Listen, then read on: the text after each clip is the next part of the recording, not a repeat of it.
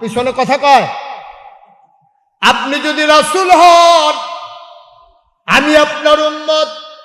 এখন মুসলমানের সংখ্যা হইছে কয়জন? কথা কয় না, কয়জন? দুইজনের কি নাম?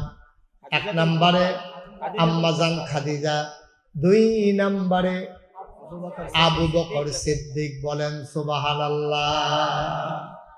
মুসলমানের সংখ্যা বাড়তে আছে, খুব ধীরে, স্লোলি, খুব আস্তে আস্তে আস্তে আস্তে, একজন দুইজন করে আস্তে আস্তে বাড়। সুবহানাল্লাহ কেন তো? আবার আবু বকর সিদ্দিকও মুসলমান হইছে, আম্মাজান খাদিজা হইছে। ঈমান আনার পরে এবার আসেন আসল কথায় আমরা আইসা বলছি। ঈমান আনার পরে এক নাম্বার কাজ, মনে করেন আমি মুশতাক ফৈজি, এখন ঈমান আনলাম। মনে করেন আমরা তো আগে ছেলে বসো, উঠো না বাবা, প্রত্যেকদিন এখানে মাহফিল হয় না তো, একটু আরাম করে বসো। সিফাত গিয়া বইছে, মনে করছে আমি এই ফেল চাইলে তো হেগুল দিয়া বাড়ি যাইব।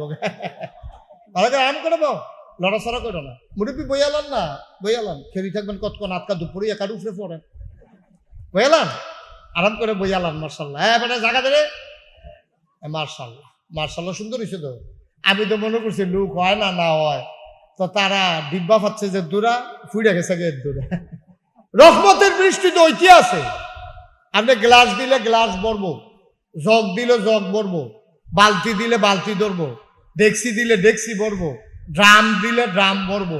কারণ আপনি কিতা ধরবেন এটা হইলো আপনার দেহার বিষয়। তা আপনারা সুন্দর করে একটা, এটা একবারে বদনাও কন যেত না, আবার বড় মনে করেন বালতি, বালতি একটা বালতির মতো ধরছেন, আল্লাহ রহমত দিয়া ভরপুর। সুবহানাল্লাহ কয় না? একেবারে ভরপুর হয়ে গেছে। এখনো যারা 2-4 জন রাস্তাঘাটও আছেন, আইলে আইতেন পারেন, কখনো কিছু জায়গা আছে, তবে এরপরে আইলে আর জায়গা পাইতেন না, এক কোনা দিয়া দাঁড়াইতে হন লাগবো। আল্লাহ যেন আমাদেরকে হেফাজত করে, সবাই কোনা আমিন। উডি করেন না, ওই জায়গাটা কালা গেঞ্জি যেমনি উঠছে এমনি উঠতেন না, একটু বইয়া শুনলেন, জরুরি কিছু কথা আছে। মুসলমান হইছে এখন কয়জন? হ্যাঁ মাশাআল্লাহ, সচেতন শ্রোতা, বুদ্ধিমান শ্রোতা, মন লইয়া বইয়া রইছে। কয়জন না? আর নবীজি তো একজন আছে। এবার নবীজি আর ওই ঈমান আনার পরে যে কইছিলাম, মনে করেন আমি মুশতাক ফয়েজি, এই মুহূর্তে যদি ঈমান আনি, তাইলে আমার এক নাম্বার কাজ কিটা? এই দেখি কে পারেন বলেন একজন। ঈমান তো আনলামে, এরপরে কিটা করতাম? কেমন বুদ্ধিমান লোক সিফা দিয়া বইয়া রইছে রে, মাশাআল্লাহ। মারহাবা কয় না তো? হ্যাঁ ঠিক আছে। এবার ওয়াজ শুনে সবসময় মন দিয়া, তোমরা মতো সকল বকর সারু হয়ে চায় না। এবার মারহাবা কয় না? ঈমান আনার পরে এক নাম্বার কাজ হইল কি?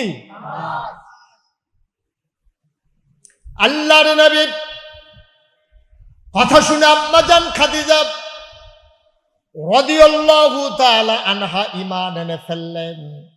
এখন আম্মাজান খাদিজা মুসলমান হয়ে গেলেন।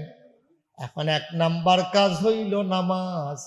তখন নামাজ আমাদের উপরে ফরজ হয় নাই, মুসলমানদের উপরে ফরজ হয় নাই, কিন্তু নবীজি নামাজ পড়তেন। আম্মাজান খাদিজারে নিয়ে ঘরের ভেতরে দরজা বন্ধ করে তিনি নামাজ পড়তেছেন, কেউ যেন না দেখে। বলেন সুবহানাল্লাহ। কেউ যেন না দেখে, চুপি চুপি নামাজ পড়তেছেন। নামাজের আয়াত তখন নাজিল হয় নাই, নামাজের আয়াত পরে নাজিল হইছে। আকিমুস সালাহ ইন্নাস সালাতা তানহা আনিল ফাহশাই ওয়াল মুনকার। সূরা বাকারার ভিতরে এসেছে যে আলিফ লাম মিম যালিকাল কিতাবু লা রাইবা ফি হুদাল লিল মুত্তাকিন। এরপরে কয় আল্লাযীনা ইউমিনুনা বিল গায়ব ওয়া ইউকিমুনাস সালাহ। সুবহানাল্লাহ বলবেন না? ইউমিনুনা বিল গায়ব ওয়া ইউকিমুনাস সালাহ। হ্যাঁ, এক নম্বরে হইল ঈমান। তুমি ঈমান এনেছ, আহা, এক নম্বরে তুমি ঈমান এনেছ। 2 নম্বরে ইউকিমুনাস সালাত, 2 নম্বরে তোমার নামাজ, তোমার দায়িত্ব হলো নামাজ কায়েম করা। সুবহানাল্লাহ। এক নাম্বার ঈমান আনার পরে প্রথম কাজ তুমি নামাজ আদায় করা। আচ্ছা, এবার বলেন, এই প্যান্ডেলের ভিতরে আমরা যারা আছি, আমরা কি বেঈমান না ঈমানদার? জুড়ে কই হলো, সব জায়গা দুম ধরে থাকলে পরে ভাও করবেন। আপনি ঈমানদার স্বীকার না করলে ফেরেশতারা যারা যারা কইছে তার নাম যদি লেহে, আর আপনি যদি দুম ধরে থাকে আপনার নাম বাদ গেলে পরে গুলা মামলা করে কারবার হইতো না। আমরা কি বেঈমান না ঈমানদার? আমরা কাফের না মুসলমান? আচ্ছা, সবাই একমত? সবাই একমত?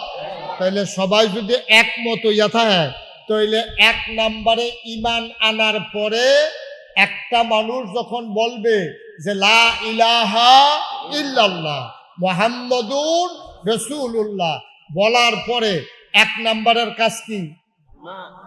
এক নম্বরের কাজ কি? তাইলে আমরা যারা এখনো, আমি কইলাম যে আপনারা কেডা কেডা ঈমানদার, আমরা কি বেঈমান না ঈমানদার রে?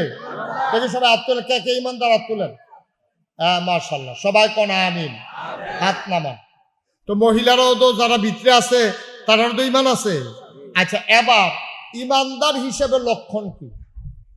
আপনি যে ঈমানদার, একটা মানুষ, এই পুরুষ আর মহিলা স্বামী স্ত্রী দুইজন মিল্লা রাস্তা দিয়ে আটটা যাইতে আছে। এখন কেডাই বেড়া কেডাই বেডি, কোনটা পুরুষ কোনটা মহিলা, এটা দেখলে বোঝা যায় নাকি যায় না? কথা কেন যায় না? যায় না নাকি? এই ফিসিন দিয়ে লেখা থাকে এই পুরুষ, আবার বেডিতে ফিসিন দিয়ে লেখা থাকে মহিলা, এরকম হয়েছে কোনক্ষণ? এটা দেখলে বোঝা যায় পুরুষ না মহিলা। ভাইও, তাইলে পুরুষ না মহিলা দেখলে বোঝা যায়। তো আপনি যদি মহিলা চিন্নালান, তাহলে যেটা মহিলা না এটাই পুরুষ। আবার যদি পুরুষ চিন্নালান, যেটা পুরুষ না এটাই মহিলা। কথাটা বুঝছেন না? দুনিয়ার ভিতরে আছে দুই জাত, পুরুষ আর মহিলা। আর হিজড়া তৃতীয় লিঙ্গ একটা আছে, এটা যেহেতু সচরাচর না, এটা বাদ দেন, এটা নিয়ে কথা কোয়ার দরকার নাই। তাইলে জাত হইল দুইটা, পুরুষ আর মহিলা। আপনি যদি পুরুষ চিন্নালান, মহিলা চিনতে আর কোনো অসুবিধা আসেনি? অথবা মহিলা চিন্নালান, পুরুষ চিনতে আর কোনো অসুবিধা আসেনি? তাইলে আপনি যদি মহিলা চিন্নালান, তাইলে যেটা মহিলা না এটাই তো পুরুষ। কথা ঠিক কিনা বুঝছেন না কথা? যেটা বেরিয়ে না এটা তো বেড়ায়, এটা তো আলগা করে আর বেড়ায় চিননের দরকার নাই। এটার নাম আপেল, এটার নাম কমলা, তাও এটা কমন লাগতো না। এখন আপেল আর কমলা আছে, এইটা যেহেতু আপেল, পরেরটা যে কমল হইব এর দুরাহল দাম আছে, ঠিক রে? আছে দুইটা, একটা হইলো আপেল, একটা হইলো কমলা। তো একজন আইয়া যদি দৈরা কয় এটার নাম হইলো আপেল, তাহলে পরেরটার নাম কিটা? আহারে, কথা কয় না। এইটা যেহেতু আপেল আছে, এখন জিনিস আছে কয়টা? কথা কয় না, কয়টা আছে? একবারে কইছে এখন একটা আপেল আছে, একটা কমলা আছে, জিনিসও আছে দুইটা। একবারে ধরে আপেল কোনটা চিনতে কয় না, এই যে হমান যেটা, এটার নাম হইলো আপেল। তখন যেতে যদি আহল হয় কব ভাই বুঝছি, এটা যদি আপেল হয় তাহলে পরেরটা হইলো কমলা। ঠিক কিনা কম? কমলা কি আর চিনানের দরকার আছে? কমলা চিনানের দরকার নেই।